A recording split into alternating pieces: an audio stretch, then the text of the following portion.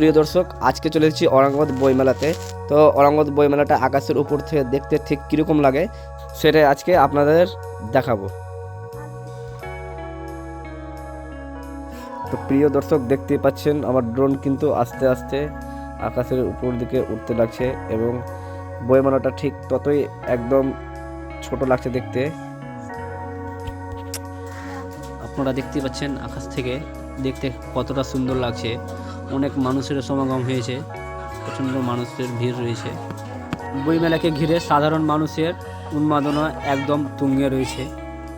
শুধু বইমেলা না, দর্শকদের এন্টারটেনমেন্টের জন্য রয়েছে সাংস্কৃতিক অনুষ্ঠান এবং পাশাপাশি রয়েছে ছোটদের খেলনার স্টল এবং আরও বিভিন্ন রকমের রেস্টুরেন্ট, খাওয়ার দাওয়ারের ব্যবস্থাও রয়েছে।